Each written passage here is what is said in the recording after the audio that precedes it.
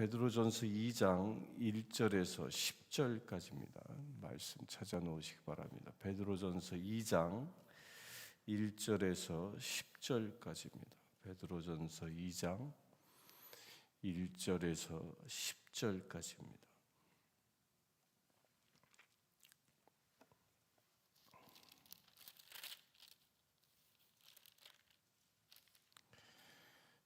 우리는 어저께 1장 13절부터 말씀을 통해서 지금 베드로서는 순례자의 삶을 사는, 곧 하나님의 나라를 향하여 목적지가 분명한 그 인생의 여정을 향하여 살아가는 사람들이 우리 그리스도인이다. 이것은 마치 마음에 띠를 두르고라는 말씀을 통하여 우리에게 주신 힌트가 무엇이었죠?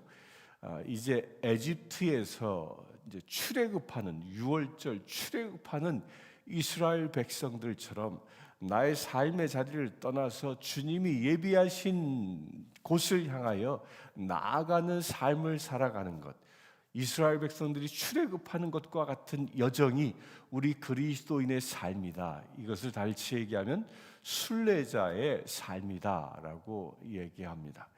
오늘 읽을 이제 2장 1절부터 10절까지의 말씀은 순례자와 또한 순례자가 아닌 방랑자와의 그 차이가 무엇인지를 말씀은 설명합니다.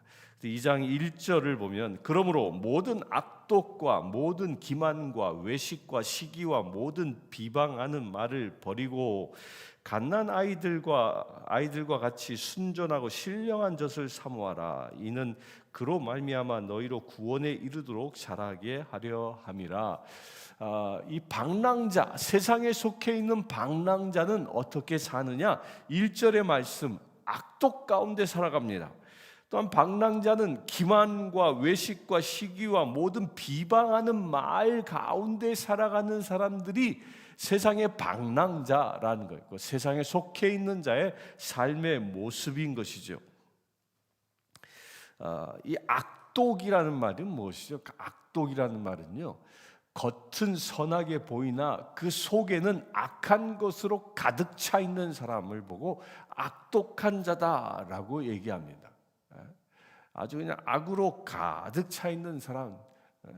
또 기만한다라는 말은 의도적으로 거짓말하는 자입니다. 입만 열면 거짓말을 하는 사람. 이게 이 세상에 속해 있는 사람이죠. 그 외식하는 자는 뭐죠? 남에게 보이기 위해서 살아가는 사람입니다. 자기 것은 감추고 남에게 보이기 위해 좋은 것으로 과장해서 삶을 보이기 위해서 사실이 아닌 것을 마치 진실인 양 꾸며서 살아가는 사람들, 이런 사람들. 또한 시기는 뭡니까? 시기는 엄밀히 얘기하면 자기의 낮은 자존감에서 오는 질투가 시기함입니다. 이렇게 살아가는 사람들. 또한 모든 비방하는 말, 입만 열면 남의 험담을 하는 사람들, 이런 사람들이 어떤 사람이라고요? 세상에 속해 있는 방랑자라는 그 목적지가 없이 유랑하며 살아가는 그 불쌍한 인생들이라는 것입니다. 그러나 반면에 순례자는 어떤 사람이냐? 갓난 아이들 같이 순전하게 신령한 젖을 구하는 자. 그래서 신령한 젖을 구하는 자라는, 신령한 젖이 무엇이죠? 생명의 양식을 구하는 자라는 것입니다. 이런 사람들이 구원에 이르게 된다라고 얘기합니다.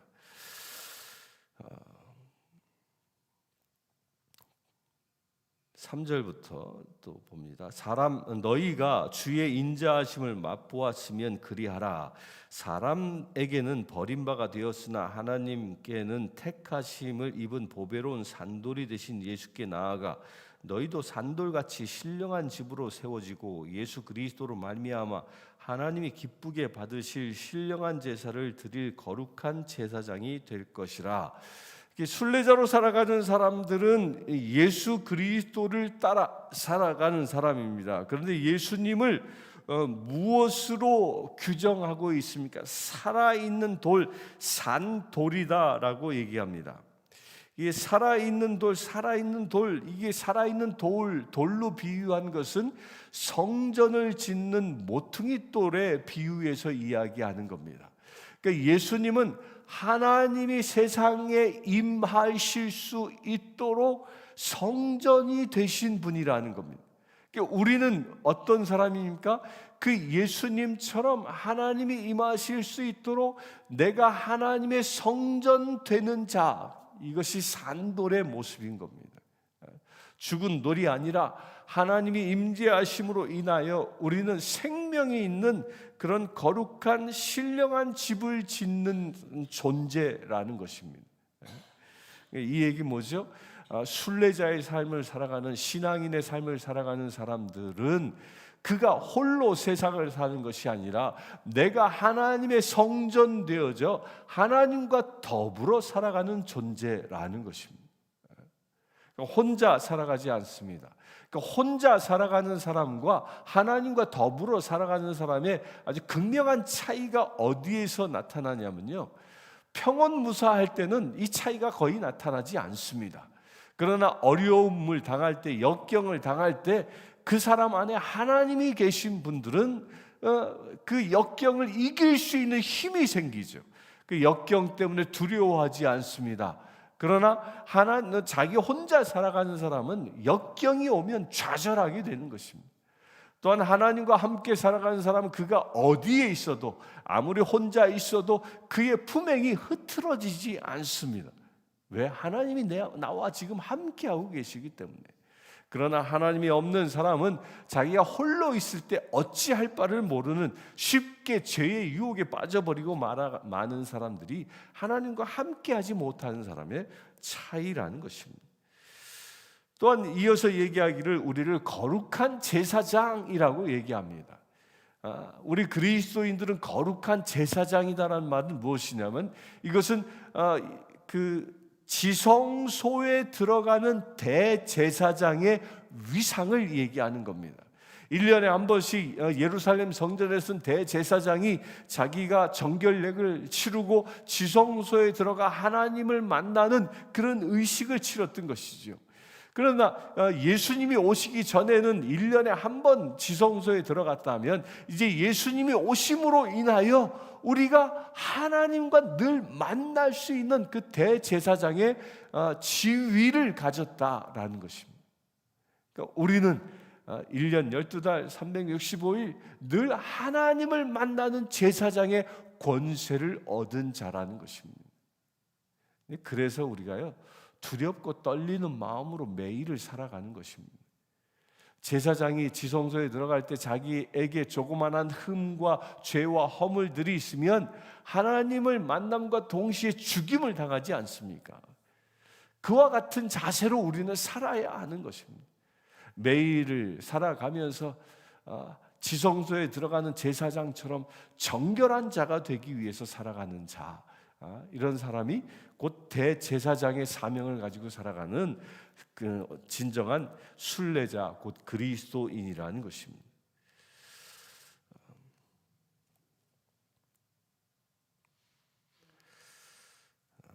6절 봅니다. 성경에 기록하였을 때 보라, 내가 택한 보배로운 모퉁이 돌을 시온에 두노니 그를 믿는 자는 부끄러움을 당하지 아니하리라 하였으니, 그러므로 믿는 너희에게는 보배이나 믿지 아니한 자에게는 건축자들이 버린 그 돌이 모퉁이의 머릿돌이 되고 또 부딪히는 돌과 걸려 넘어지게 하는 바위가 되었다 하였느니라. 그들이 말씀을 순종하지 아니함으로 넘어지나니 이는 그들을 이렇게 정하신 것이라. 이 하나님의 백성과 아닌 자, 곧 순례자와 방랑자의 차이에 대하여 이 7절과 8절에는 이렇게 얘기합니다. 하나님의 백성이 된 사람은 모퉁이의 머릿돌이 되는 자라는 거예요. 그러니까 모퉁이의 머릿돌이 됐다는 게 하나님의 성전을 짓는 자라는 거예요. 그러니까 그가 인생을 살아가는데 나의 부귀영화를 위해서 살아가는 존재가 아니라 하나님의 도성, 하나님의 성전을 건축하는데 살아가는 자라는 것입니다. 그런데 하나님의 성전을 건축한다는 것은요, 크게 두 가지를 의미합니다. 첫째는 내가 하나님의 성전 되는 것입니다. 내 안에 주님이 임재하시기에 내가 하나님의 성전 되기에 합당한 자가 되는 것. 그 두 번째는 이 모퉁이 그 머릿돌이 된다는 말은 머릿돌을 또다시 만들어내는 자 된다라는 것이, 또다시 새로운 산돌을 만들어내는 자, 이것이 살아있는 자의 모습이라는 것입니다. 그러나 반면에 이 방랑자와 같은 하나님의 백성이 아닌 사람들에게는, 뭐예요? 예수 그리스도가 어떤 존재가 되냐면, 하나님의 백성 된 자는 성전을 짓게 하는, 하나님의 성전을 짓게 하는 자 되게 하는 분이 예수 그리스도라면, 하나님의 백성이 아닌 사람들에겐 걸림돌이 된다. 곧 심판자로 주님이 오신다라는 겁니다. 우리가 분명히 깨달아야 합니다. 우리 그리스도인들은 예수 그리스도로 인하여 내가 하나님의 성전 되는 자입니다. 그러나 그리스도인이 아닌 자, 하나님께로부터 심판받을 자들은 예수 그리스도로 인하여 심판의 대상자가 된다는, 정죄의 대상자가 된다라는 겁니다. 그것이 걸림돌, 부딪히는 돌, 걸려 넘어지는 돌이라고 이사야서의 말씀을 통하여 인용하고 있는 것입니다.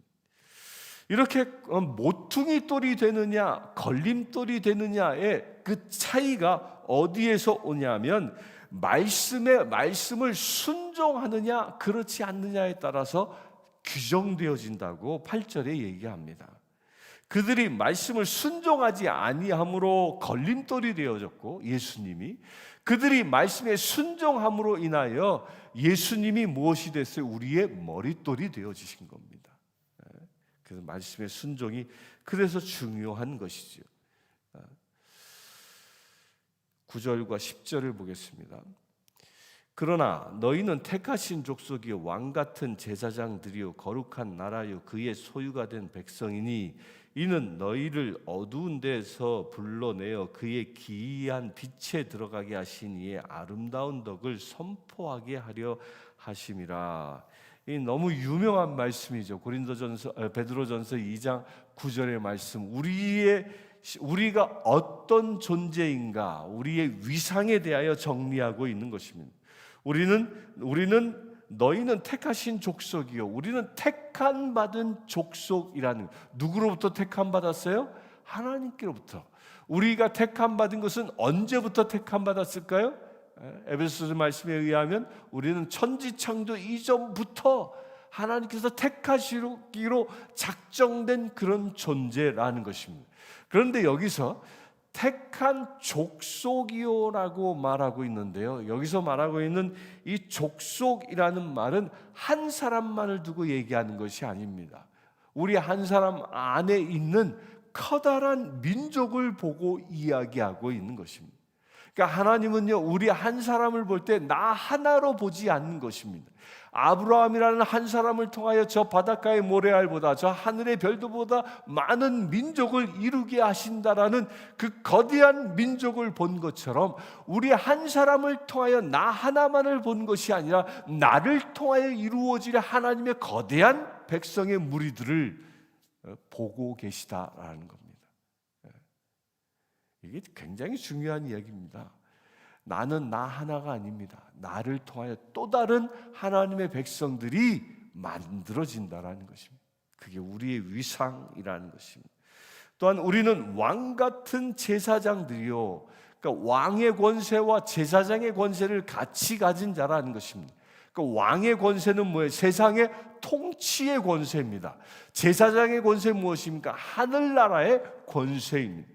그러니까 우리는 세상의 권세와 더불어 하늘의 권세를 같이 가진 자, 이것이 그리스도인의 위상인 겁니다. 나 바이든도 아닌데 어떻게 내가 미국을 다스리겠습니까? 그렇지 않습니다. 우리에게는 예수 그리스도의 이름으로 기도할 수 있는 권세가 주어졌기 때문에 그래서 우리가 세상을 이길 수 있는, 세상을 다스릴 수 있는 권세가 우리에게 있는 것입니다. 또한 제사장의 권세는 무엇입니까? 하늘의 복을 취하여 세상을 베풀 수 있는 권세가 우리에게 있다는 것입니다. 이런 믿음을 가질 수 있게 되길 바랍니다. 또한 우리는 거룩한 나라요, 족속과 나라 이 같이 연계되어져 있는 것입니다. 하나님은 나를 한 사람으로 보지 않고 나를 통하여 아브라함처럼 한 민족을 이루고 한 나라를 이룰 수 있는 그런 시조와 같은 존재로 보고 계시다라는 겁니다. 이 나라라는 것은 다스림의 권세가 있는 것이죠. 나를 통하여 하나님의 다스림의 권세가 나의 주변에 퍼져지는 그런 놀라운 은혜가 일어난다는 것입니다. 또한 그의 소유, 그런 존재는 나의 모든 것은 내 것이 아니라 누구의 것? 하나님의 것이 된 자. 이것이 우리의 위상이라는 것입니다. 이렇게 택하신 족속이요 왕 같은 제사장이요 거룩한 나라요 그의 소유가 된 백성인 우리들, 이런 사람들이 누구라고요? 하나님의 자녀된 자, 곧 순례자의 삶을 살아가는 믿음의 지체라는 것입니다. 이 사람들은, 이렇게 택함 받은 사람들은 아름다운 덕을 선포하는 자라는 것입니다. 우리가 세상을 살아가는데 세상을 아름답게 만드는 존재가 누구예요? 우리들이라는 것입니다. 우리 그리스도인들이 소금의 역할을 감당할 때 세상은 살맛 나는 세상이 되는 것이고, 우리 그리스도인들이 그리스도의 빛을 발할 때 세상에 어둠이 떠나가고 온전히 아름다운 세상을 만들어 나가는 존재라는 것입니다. 그런 존재가 될 수 있게 되길 바랍니다. 10절 봅니다. 너희가 전에는 백성이 아니더니 이제는 하나님의 백성이요 전에는 긍휼을 얻지 못하였더니 이제는 긍휼을 얻은 자니라. 이래하여 우리는 하나님의 긍휼, 하나님께서 불쌍히 여기셔서 보살피시는 그 은혜를 받은 자가 누구라고요? 이렇게 왕 같은 제사장 된 우리라는 것입니다. 오늘 하루를 살아가면서 진정 하나님의 긍휼을 얻는 자로, 하나님의 왕 같은 제사장으로 온전한 이 삶을 살아갈 수 있는 저와 여러분들 되실 주의 이름으로 축원합니다. 함께 기도하겠습니다.